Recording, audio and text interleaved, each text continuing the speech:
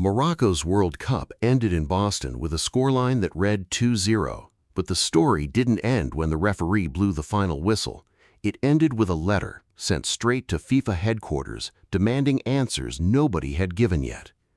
This is the story of the handball nobody reviewed, the goal that broke a nation's dream, and the official complaint that has reopened one of football's oldest wounds.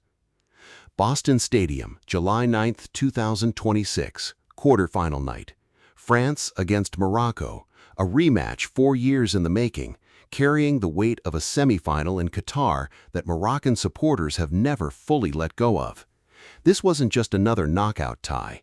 This was a nation trying to rewrite an ending it already knew by heart. Morocco arrived unbeaten. 3 wins, 3 draws, 0 losses. The first African nation in history to reach back-to-back World Cup quarterfinals. A defense built on discipline. A goalkeeper, Yassine Bounou, who had turned into a wall nobody could find a way past, and a squad that still carried 9 survivors from the golden run of 2022. Players who knew exactly what it felt like to stand this close to history and watch it slip away. France, meanwhile, arrived as favorites for a reason.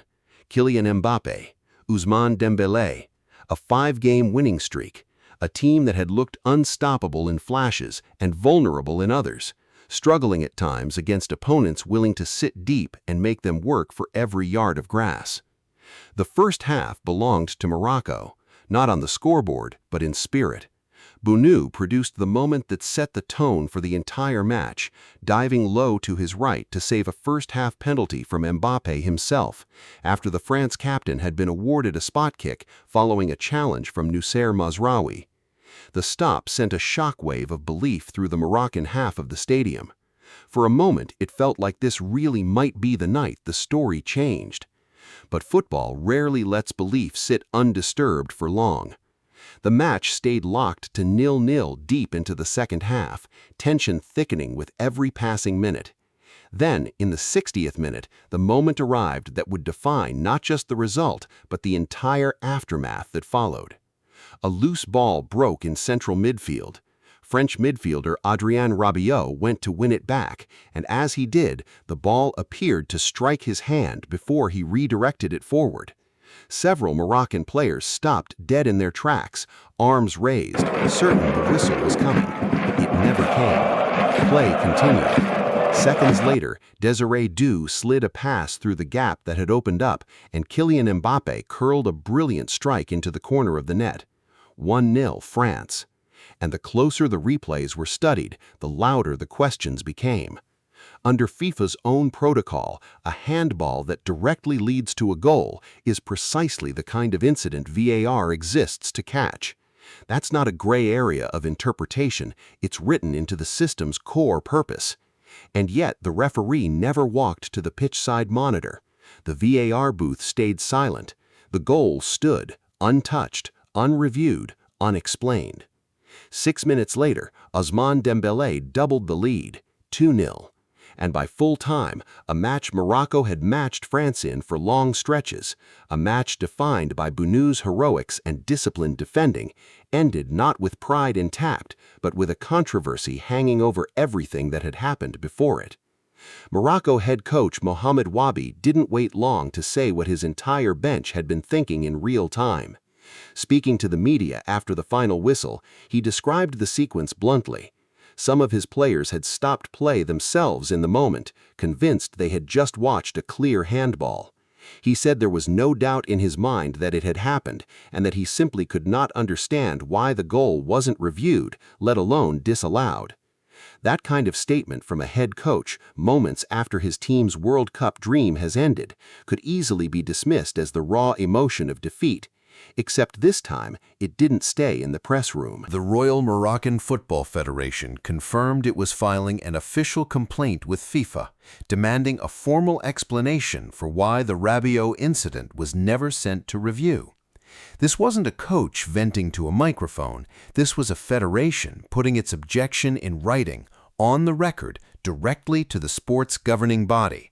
The same escalation Morocco had taken once before, after that 2022 semifinal in Qatar, when two denied penalty appeals against France produced an almost identical formal protest that FIFA never publicly answered.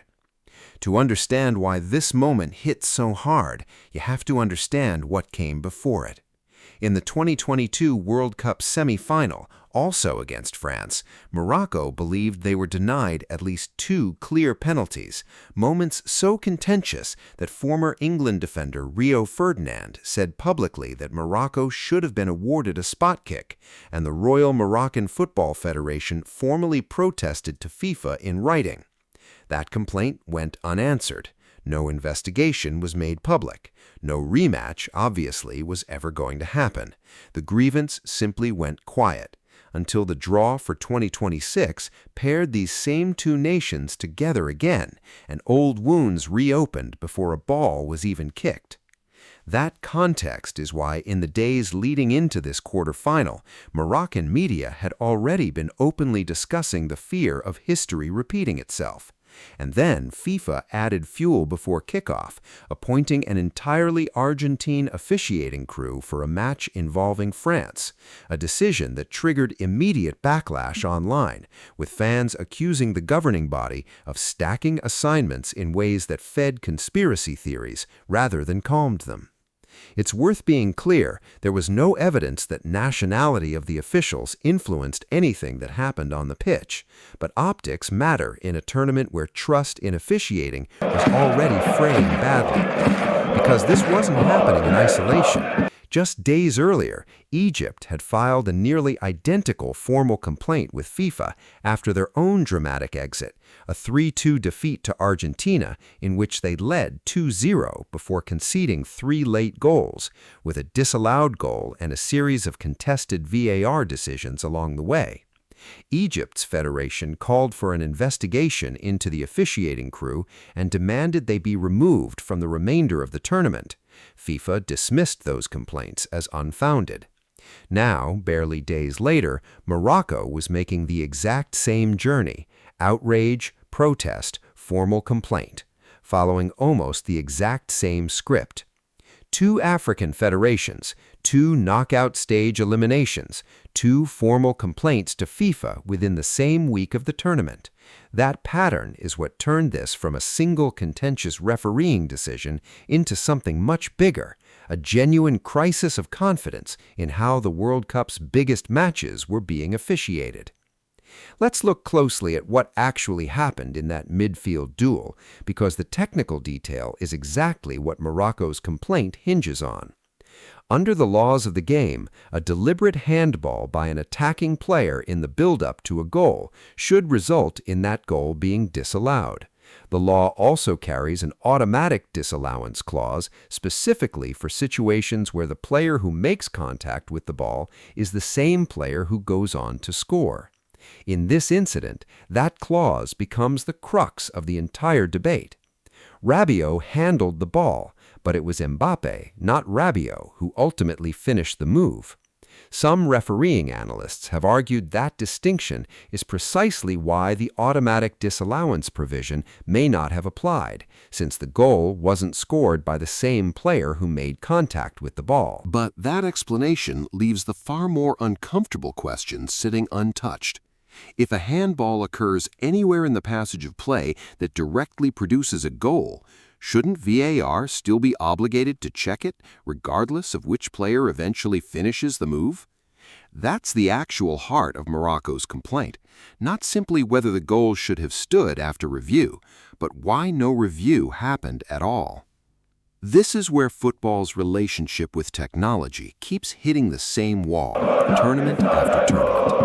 VAR was introduced with one core promise: to eliminate the kind of clear, missed calls that used to define football folklore for all the wrong reasons.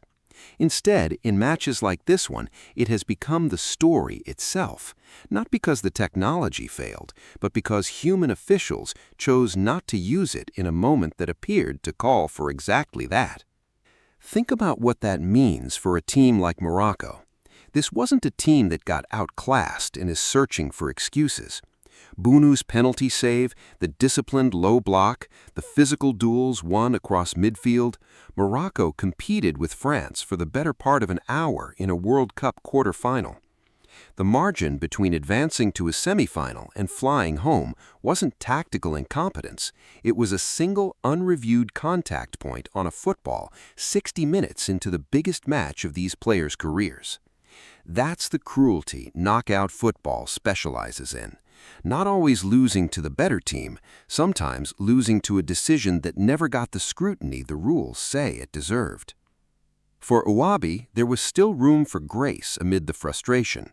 He was clear in his post-match comments that Morocco had ultimately been beaten by real quality, praising France's control of the ball, particularly through midfield and out wide, and acknowledging his own team's second-half performance had grown in composure even after falling behind. That's an important distinction Morocco's federation has been careful to draw throughout this saga. Questioning the officiating is not the same as denying that France played well. Both things can be true. France earned plenty of what happened in that match, but whether they earned the opening goal untouched by review remains the exact question sitting on FIFA's desk right now. And FIFA's response, or lack one of, carries stakes far beyond this single fixture. Only days before, 72 European legislators had already written to football's governing bodies demanding an investigation into FIFA's wider handling of officiating controversies at this tournament, following a separate suspension dispute involving co-host nation United States. Egypt's complaint had already tested how FIFA responds under pressure, and the answer, a swift dismissal, no public investigation, did little to inspire confidence that Morocco's letter would be treated any differently. That's the deeper story sitting underneath all of this. It's not just about one deflection off Adrien Rabiot's hand in the 60th minute of one football match. It's about whether the tournament fans are watching can survive the growing perception that its most important calls are being made inconsistently, match to match, federation to federation, and whether an official complaint, filed properly through every correct channel, actually changes anything at all. Morocco's World Cup is over now. Mbappé and France move on toward a semifinal in Dallas, chasing history of their own, with the France captain now hunting Lionel Messi's all-time World Cup scoring record. For Morocco, the immediate future turns toward rebuilding, managing the fitness and depth issues that piled up across a grueling run, and preparing a new generation to eventually inherit what this golden crop of players built. But somewhere in FIFA's inbox sits a letter that won't simply disappear with the final whistle. A federation asking, formally and on the record, for an explanation nobody has given them yet. And until that explanation comes, really comes, not a dismissal, not a statement, but an actual accounting of why the review never happened, this will remain exactly what it already is.